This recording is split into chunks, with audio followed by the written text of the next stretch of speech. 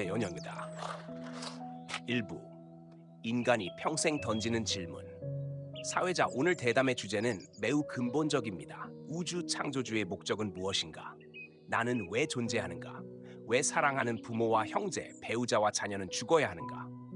왜 인간은 죽기 싫어하면서도 죽음을 피할 수 없는가? 이 질문은 사실 인류가 수천 년 동안 반복해온 질문입니다. 먼저 김 목사님께 묻겠습니다. 김 목사, 저는 평생 이 질문을 붙들고 살아왔습니다. 목사가 되기 전에도, 목사가 된 이후에도, 독일 선교사로 살아가면서도 항상 이 질문이 제 마음 깊은 곳에 있었습니다. 나는 왜 존재하는가? 죽음은 왜 존재하는가? 사랑하는 사람들은 왜 사라지는가? 인간은 현재를 살아가기 위해 수많은 생각을 합니다. 자신과 상대방을 이해하려고 하고, 미래를 예측하려고 하고, 과거 경험을 끌어와 시뮬레이션하며 가장 좋은 선택을 하려고 노력합니다. 역사도 배우고, 철학도 배우고, 종교도 배우고, 수많은 책과 다큐멘터리도 봅니다. 그러나 결국 모든 질문은 하나로 모입니다. 인생의 최종 목적은 무엇인가? 철학평론가 맞습니다. 사실 인간 문명 전체는 이 질문에 대한 거대한 답변의 역사라고 볼 수 있습니다. 종교도, 철학도, 과학도, 문학도, 예술도 결국은 인간 존재의 의미를 찾으려는 시도입니다. 특히 인간은 단순히 생존만을 원하는 존재가 아닙니다. 영원히 살고 싶어 합니다. 젊음을 잃고 싶어 하지 않습니다. 사랑하는 사람과 헤어지고 싶어 하지 않습니다. 죽음 자체를 거부합니다. 이것은 인간 본성 안에 있는 매우 깊은 욕구입니다. 평신도 저도 그렇습니다. 솔직히 말하면 돈보다도 명예보다도 가족이 건강하게 영원히 함께 사는 것이 더 큰 소원입니다. 부모님이 늙어가시고 친구들이 세상을 떠나고 주변 사람들이 하나둘 사라지는 것을 볼 때마다 마음 깊은 곳에서 왜 그래야 하는가? 라는 질문이 올라옵니다. 2부, 인간은 왜 신을 찾는가? 사회자, 그렇다면 인간은 왜 수많은 종교와 신들을 만들어 왔을까요? 철학평론가 불안 때문입니다. 죽음 때문입니다. 인간은 자신의 유한성을 압니다. 언젠가 죽는다는 사실을 압니다. 그래서 영원을 갈망합니다. 그 과정에서 수많은 신화, 수많은 종교, 수많은 철학 체계가 등장했습니다. 인간은 두려움을 해결하기 위해 설명을 만들어냅니다. 김 목사, 저 역시 오랫동안 그런 고민을 했습니다. 세계 종교를 접하고 철학을 공부하고 수많은 논리와 사상을 접했습니다. 그러나 어느 순간 느꼈습니다. 많은 사상들이 결국 인간의 관념과 언어 속에서 만들어진 체계라는 것입니다. 유튜브와 영상 매체를 통해 수많은 주장들이 쏟아집니다. 하지만 시간이 지나면 또 다른 주장이 등장합니다. 그러나 제가 예수 그리스도의 부활체를 깊이 연구하면서 점점 다른 결론에 도달하게 되었습니다. 신학자 기독교 신앙의 핵심은 사실 단순합니다. 그 중심에는 예수 그리스도의 부활이 있습니다. 기독교가 철학과 다른 점은 단순한 사상 체계가 아니라 역사 속 사건을 주장한다는 것입니다. 초기 기독교는 윤리 운동도 아니었고 종교 개혁 운동도 아니었습니다. 핵심은 예수가 죽었다가 살아났다였습니다. 3부, 우주를 바라보다. 사회자, 이번에는 과학자의 시각을 들어보겠습니다. 우주과학자 현대우주론에 따르면 우주의 나이는 약 138억 년으로 추정됩니다. 관측 가능한 우주의 규모는 약 930억 광년입니다. 은하는 수조 개에 이르는 것으로 추정됩니다. 별의 수는 상상을 초월합니다.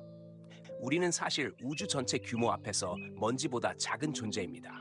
그러나 놀라운 것은 그 작은 인간이 우주를 이해하려고 한다는 사실입니다.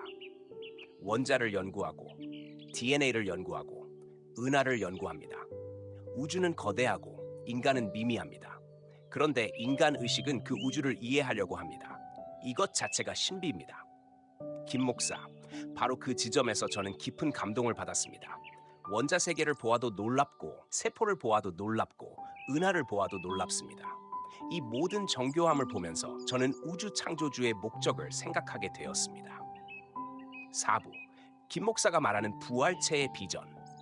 사회자 목사님께서 오랫동안 연구하신 결론을 말씀해 주시겠습니까? 김 목사, 제가 40년 넘게 붙들고 연구한 결론은 이것입니다. 우주는 목적 없이 존재하는 것이 아닙니다. 창조주께서는 예수 그리스도를 부활체의 첫 열매로 세우셨습니다. 예수님의 부활은 단순한 기적이 아니라 장차 인간이 나아갈 방향을 보여주는 사건이라고 생각합니다. 씨앗이 땅에 떨어져 죽는 것처럼 보이지만 새 생명으로 나타나는 것처럼 예수님의 부활은 인류에게 보여주신 하나님의 모형이라는 것입니다. 신학자 사도 바울 역시 고린도전서 15장에서 예수를 첫 열매라고 표현합니다. 첫 열매는 뒤따라 올 수확을 의미합니다. 따라서 초기 기독교는 죽음 이후의 막연한 위로보다 부활을 중심으로 움직였습니다. 평신도, 그렇다면 결국 우리의 희망은 단순히 죽어서 어딘가 가는 것이 아니라 새로운 존재로 변화되는 데 있다는 말씀이군요. 김 목사, 그렇습니다. 저는 부활체 신앙이야말로 인간 존재의 궁극적 소망이라고 믿습니다.